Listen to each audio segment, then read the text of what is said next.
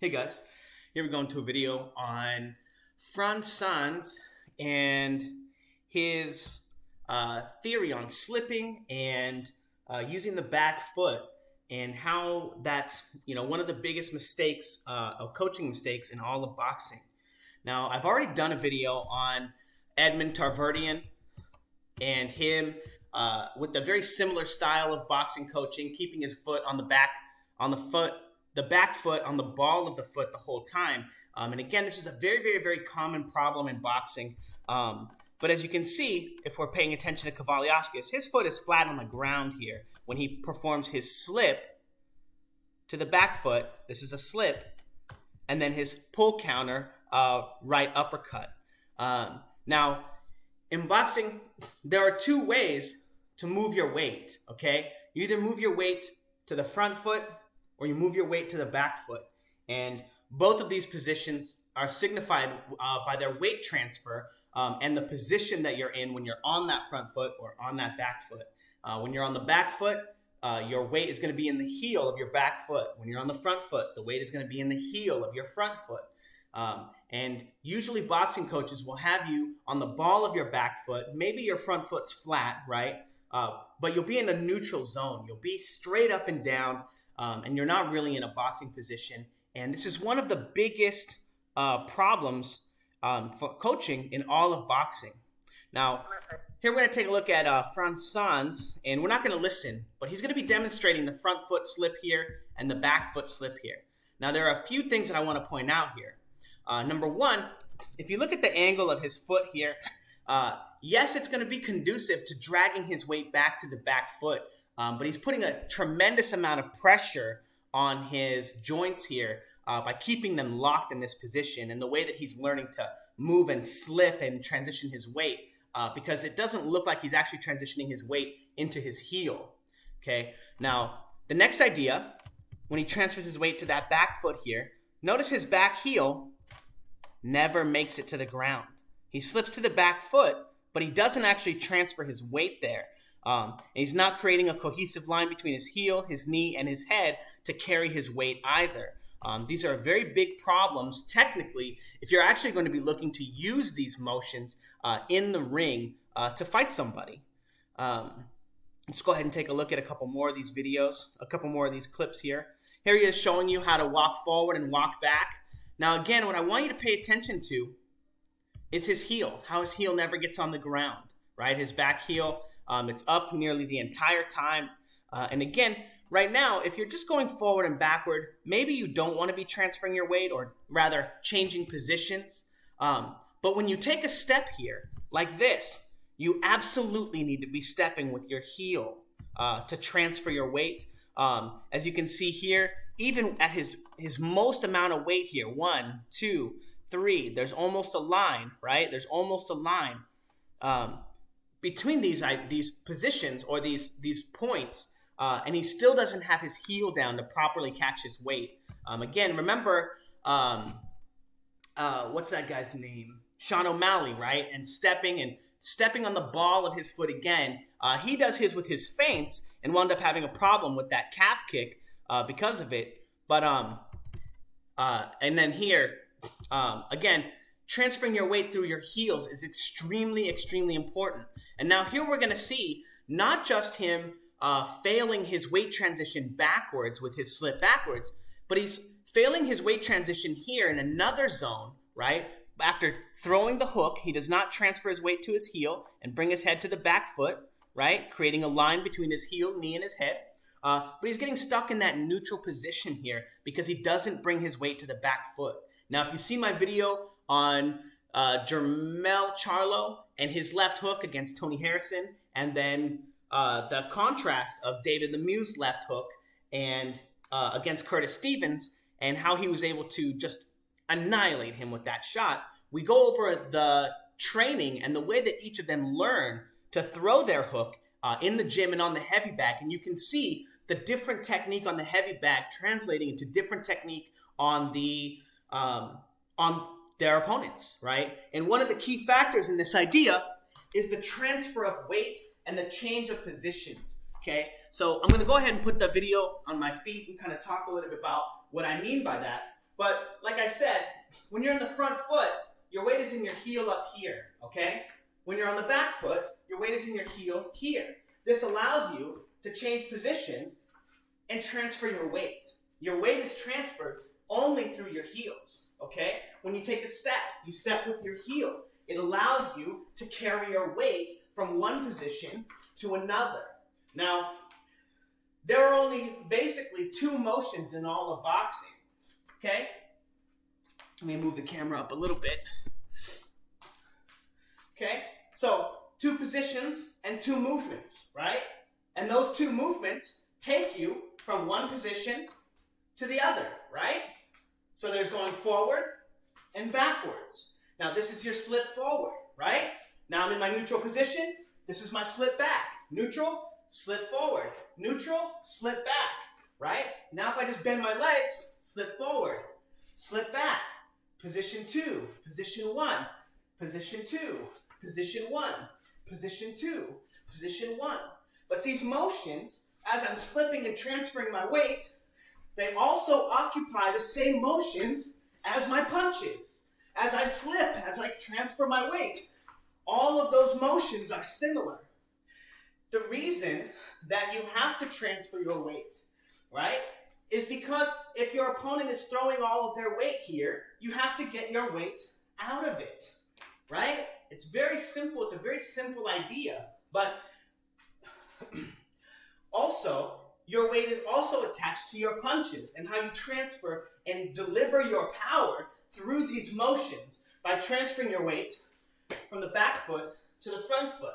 Hook, right hand, left cross, straight right? But all of them occupy a certain amount of motion, right, that cause you to transfer your weight. And those things, those motions, and how much weight you transfer is going to be determined by how far you want to be crossing the line. Now, all your punches are slips. All your slips are punches. The motions overlap. And it's extremely important to understand that when you're designing your boxing theory, because if this motion doesn't cohesively wrap you into a position of safety, transferring your weight off of the line, it's going to be no good, okay?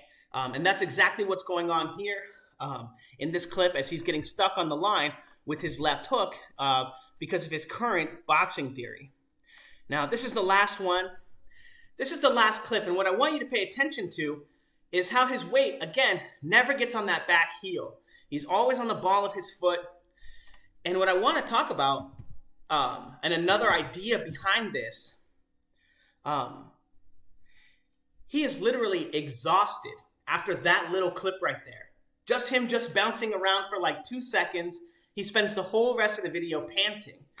The reason is your weight transfers through your heels, not the ball of your foot. If you spend all your time, especially if you like to jab and step with your jab, a lot of people like to step with the jab here, it takes an incredible amount of energy to catch all your weight here. Boom, and now bring it back. Whereas you can just catch it naturally with your giant calf muscle, right? And now you're on the line and off the line. Again, these are very common misconceptions in the idea of how you're supposed to move and use your feet and transfer your weight, right? And also the idea of, not only having an active guard, what do you want to say? Well, I don't want to get into that. But anyway, if you're interested, check out my Patreon. But now we're going to look at some fighters doing some very similar motions here. Now, most notably, last night, we have Kavaliauskas slipping to the back foot and then transferring his weight forward through that right uppercut, okay? But if he does not transfer his weight to the back foot here, this right uppercut will have no power into it, okay? Because his weight will still be on the front foot. Now, this was actually an excellent sequence of movements from Kavaliauskas here, as he goes forward, back, shooting the jab, and drawing an attack from him, right? Now goes forward, back, his weight's forward, back, and now look at him meeting him on the back line, right? He's meeting him here on the back foot. His heel is here. His knee is here. His head is here. There's a line here, right? This is where his weight is. And he's looking to draw an attack to this zone here. Look at how just slightly he moves his head forward so he can draw an attack, pull his weight back to the back foot, and catch him with this uppercut. Absolutely excellent boxing. But not possible if he doesn't get his heel on the ground, because he has no ability to transfer his weight back to the back foot. Again, slip, heel, knee, head. There's almost a solid line here for his weight transfer. Very, very, very important. Now, the last few clips, we're going to take a look at Mike Tyson. Again, doing the exact same thing. Pull counter, back foot, right hand. Absolutely excellent.